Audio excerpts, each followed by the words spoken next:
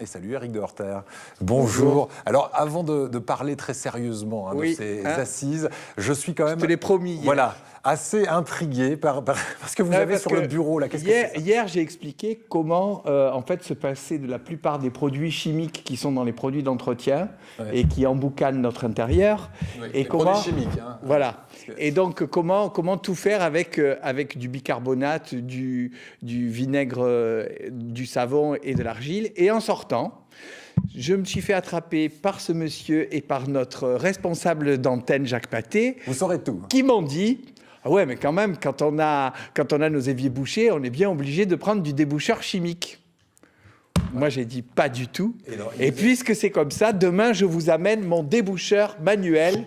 Il est magnifique. Voilà. Alors, j'ai pas pris la grosse... Il y a aussi une grosse ventouse pour les chiottes, disons-le, pour les toilettes. Et ça, c'est pour simplement le lavabo. C'est très efficace. Il n'y a pas besoin du tout de produits chimiques. Ça, c'est un déboucheur manuel. Donc, je te le passe la prochaine fois que ton lavabo est bouché. Très bien. Où est-ce qu'il a traîné juste avant? Moi, je suis en train de manipuler ce truc. Bon, bref, on est là pour parler très sérieusement, on le disait, de ces assises environnementales et citoyennes qui ont eu lieu à Nice. C'était entre le 29 octobre et le 2 novembre dernier. C'est ça correspondait à la deuxième semaine des vacances scolaires. Et qu'est-ce que c'est exactement ces assises? Alors, il faut ce mot de transition, on l'entend assez souvent, puisqu'on a même un ministère de la transition écologique, même si le ministre, si le Premier ministre en tout cas qu'il a eu n'y est pas resté. Le mouvement de la transition est né en Angleterre en 2006. C'est un monsieur qui s'appelle Rob Hopkins, qui est professeur de permaculture, c'est-à-dire d'un type d'agriculture qui s'inspire du fonctionnement de la forêt et des écosystèmes. On regarde comment la forêt fonctionne, on s'en inspire et on essaye de créer un écosystème productif, nourricier pour l'homme, mais qui va fonctionner grosso modo un peu tout seul. Et donc...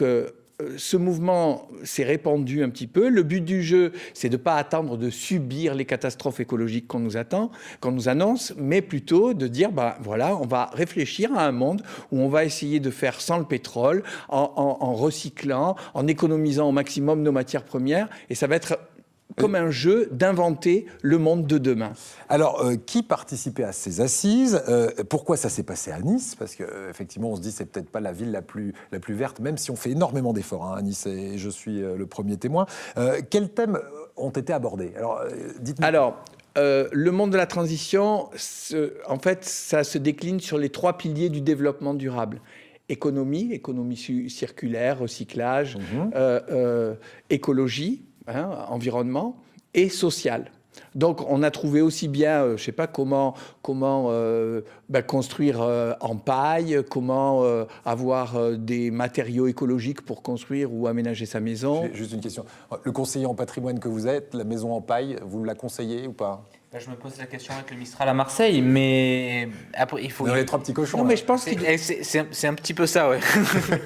Donc pour l'instant, le conseiller en patrimoine dit la maison en paille... Non, mais pourtant, écologiquement parlant, ça vaut bon, après, j'allais poser une question non, bête. mais il doit même lui-même proposer des investissements de développement durable. Ça existe complètement. De placer son argent dans des placements éthiques et citoyens où on est sûr que l'argent ne va pas être utilisé. Et les personnes nous interrogent et nous en demandent de plus en plus. La seule question que je me pose, c'est en fait tout simplement, et puisqu'il y a un ministère qui existe, pourquoi tout simplement réfléchir à ces assises-là? Est-ce que d'abord on ne peut pas juste commencer à arrêter de détruire les forêts et arrêter de faire n'importe quoi avec toutes les usines avant de se dire on va faire des assises?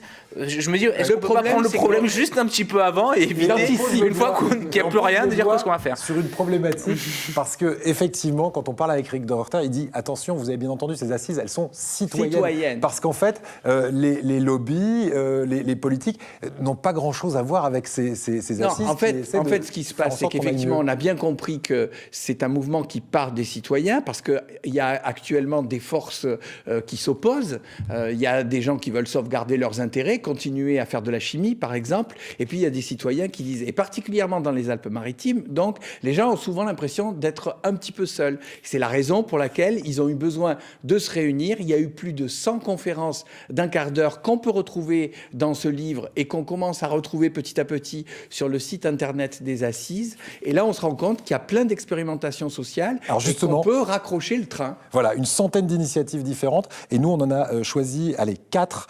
On va parler tourisme avec, par exemple, un village écotouristique en Italie. Alors oui, par exemple, moi j'ai découvert Torri Superiore, qui est vraiment dans le canton de Ventimille, donc ça veut dire juste derrière la frontière, hein, et c'est un éco-village qui est autonome, et où on peut aller passer, vivre pour une somme modique, je crois que c'est à peu près 15 € par jour, on participe aux travaux des champs, ils sont complètement autonomes en énergie et en nourriture. Torre Supérieure, en Italie. On a aussi les vélos cargo, ça c'est pour le transport, c'est quoi en deux mots? Oui, ça c'est, au lieu de prendre une voiture qui pollue en ville, on peut se faire livrer par des vélos cargo. Les éco-Charlie, ça c'est de la conso solidaire. Alors les éco-Charlie, ça correspond au prioritaire qui est passé ce week-end. Vous savez, le magazine du développement durable que je fais et qui passe le week-end dans le journal.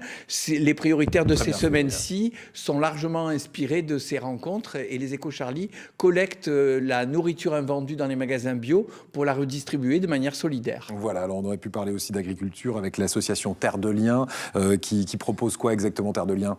Terre de Liens, c'est tout simplement, il y a un problème foncier, ça coûte cher le foncier, on n'arrive pas à installer des agriculteurs, et ben c'est pas grave, on va tous se cotiser, on va acheter collectivement les terrains, ils vont être propriété de Terre de Liens et on les mettra à disposition aux agriculteurs et on règle le problème du foncier. Et ben voilà, comme ça, on a plein d'idées et elles sont compilées dans ce guide que vous avez entre les mains. On le trouve où ce guide? Alors sur le site des Assises de la Transition, il suffit de mettre Assises de la Transition Nice et vous allez tomber dessus. Voilà.